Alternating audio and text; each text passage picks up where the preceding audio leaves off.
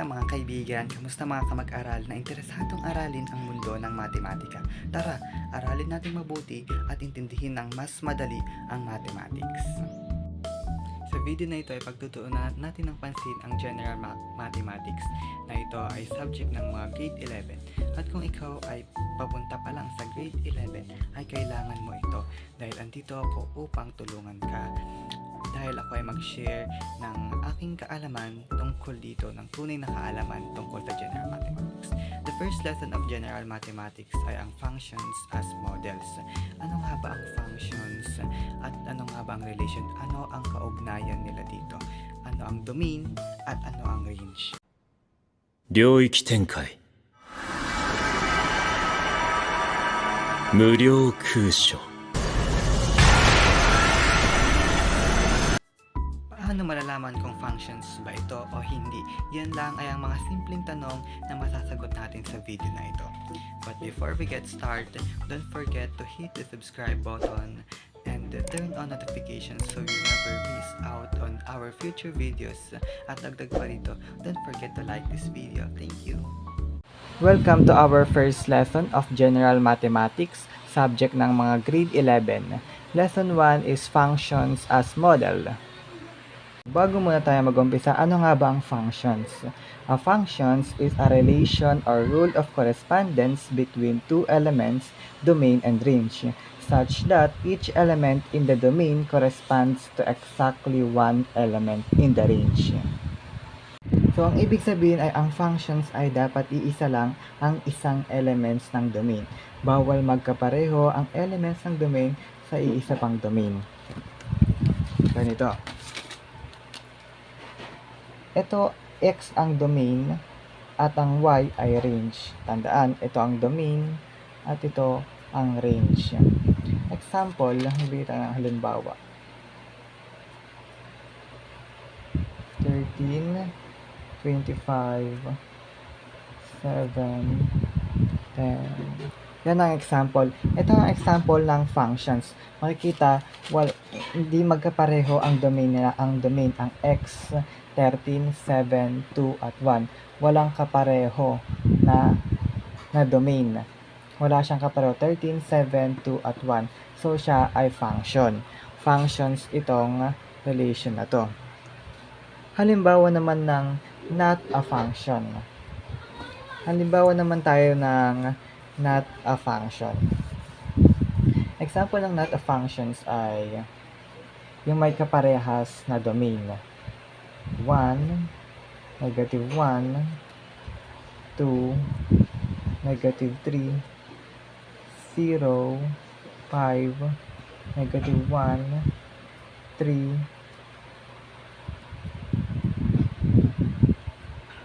4, negative 5,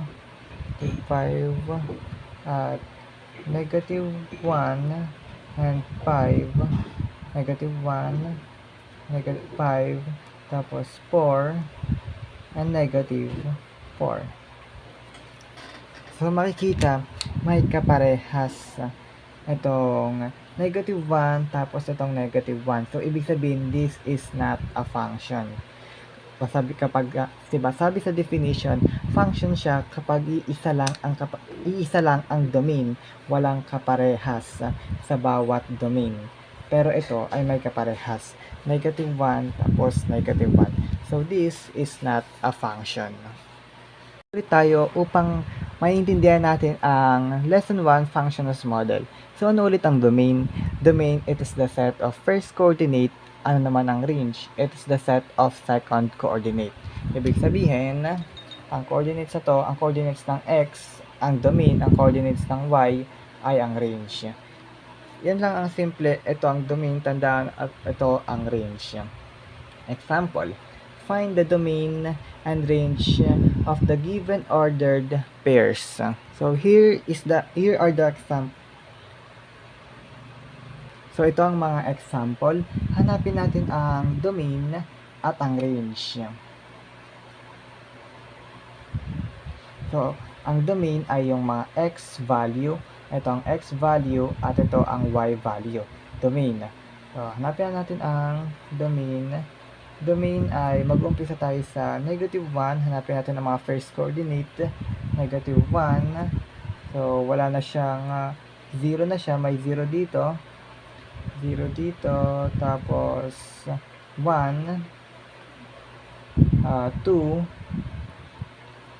Tapos, 4. Hanggang dyan na lang parehas na to. Kaya lalagyan natin na siya ng 4. Yan ang domain natin. Yan ang first coordinate ay ang domain. Next, ano naman ang range? Saan naman natin makikita ang range?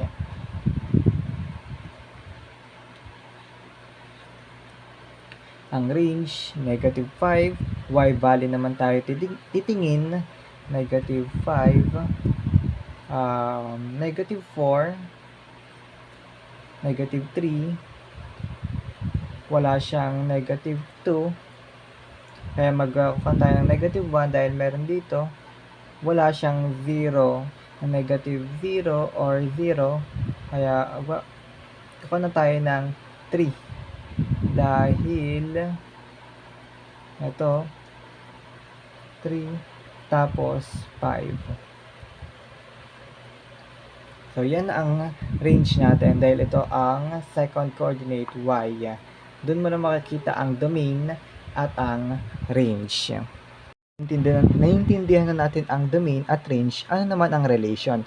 Relation, it is a set of ordered pairs. Anong ibig sabihin? Ito yung pinaka-buo ng mga ordered pairs. Halimbawa ng relation ay 1, negative 1, 2, negative 3, 0, 5, negative 1, 3, 4, tapos negative 5, and negative 1, 5, 4, 4, and negative 4.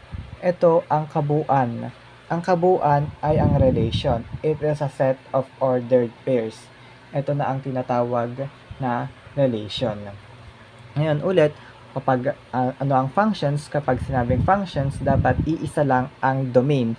Wala siyang kaparehas, wala siyang kaparehas na coordinate sa iba pang domain.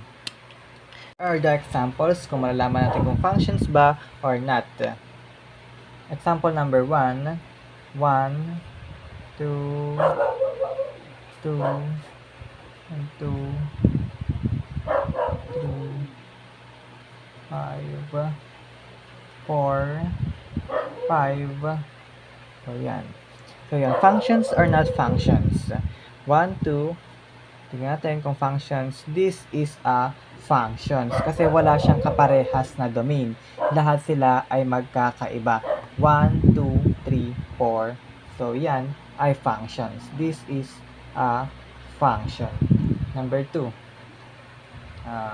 H is equal to, so parang pa-equation ng kanya. 1, 3. So, paano naman kapag ganito? Parang pa-equation siya. Ito ba ay functions or not a functions? So, this is a functions kasi wala namang kaparehas ang domain. Tandaan, domain lang ang titignan. Domain, wala nang iba. Domain, kapag may kapareho ang domain, that is not a function. Pero kapag wala siyang kapareho, function siya. So, nakikita natin dito, wala siyang kapareho. 1, 2, 3, n, 3n, tapos yan, infinity. Kahit infinity pa yan, domain pa rin yan. Kung, functions pa rin yan kung walang kaparehas ang domain niya. Paano naman kapag ang examples ay nasa mapping diagram na? Ganito ang mapping diagram. So, paano naman kapag ganyan? Yan naman ang tinatawag na mapping diagram. Paano natin malalaman kung ito ba ay function? Bago muna, introduce natin, ito ang input, ito ang output. This is an input, tandaan, at output. So, ang input ay domain at ang output ay range. Tandaan yan. Ito ang domain, ito ang range. So, dapat ang domain, iisa lang. Tandaan, iisa lang ang elements niya, ang coordinates niya. So, makikita natin, dapat iisa lang ang nakaturo. Iisa lang sila, dapat itong pagtitingin na natin ng pansin. Ito ang x, at ito ang y, ito ang domain, at saka ito ang range. Ang domain ay iisa lang sa nakaturo, 15, yung 10, 15, 20, 45, 30, at 25, 40, at 35. Kung isasulat natin yan sa ordered pairs, ganito siya. 10, 15, 20, tapos 45, 45, 30, 30, and 25, 30 and 25, and 40, and 35. Tama? Tama ba? 10, 15, 20, tas 45, 30, then 25, 40, tas 35. So, makikita walang magkaparehas sa domain. So, this is a function. Function itong mapping diagram. Ganyan lang tumingin kung ganito ang naka-given example sa inyo. Ito ang tinatawag na mapping diagram. Paano naman kapag ganito ang mapping diagram?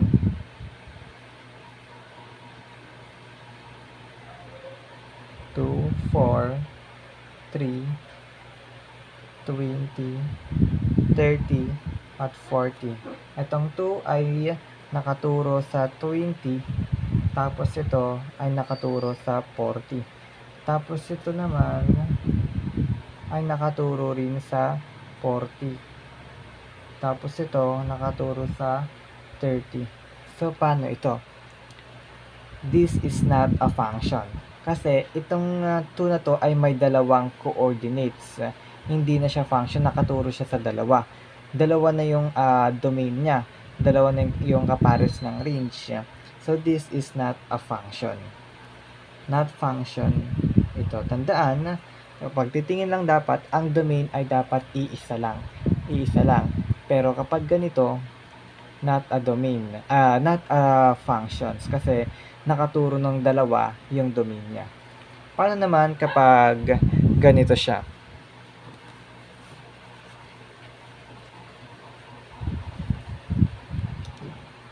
Paano kapag ganito? A, B, C, T.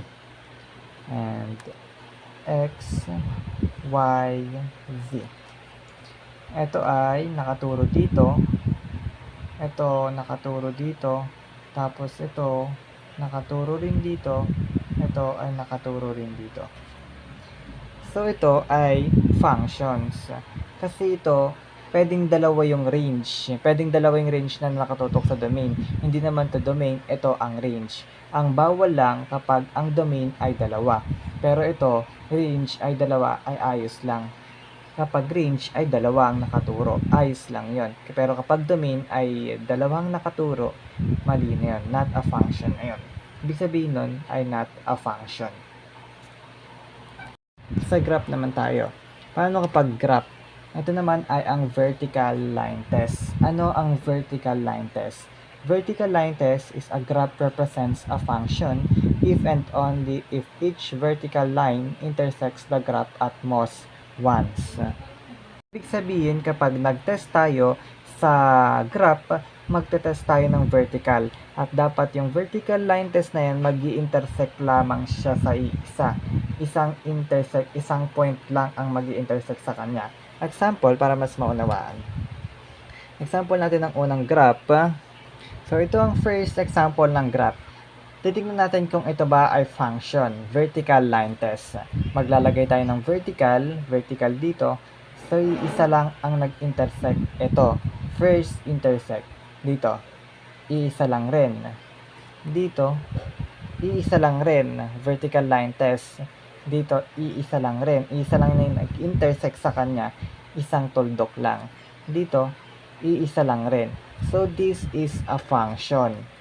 Function ito dahil isang intersect lang ang nag-intersect sa graph. And example number 2, para mas maunawaan natin,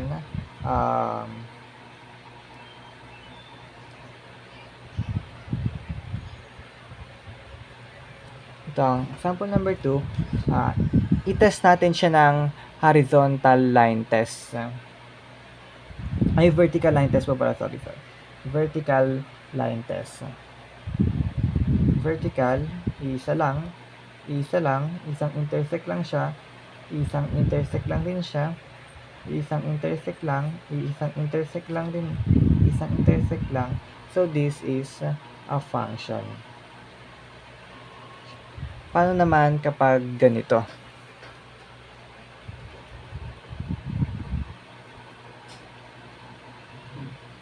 Pabilog. So, halata naman na. Kapag tinest natin yan, ng vertical line test, 2 intersect na.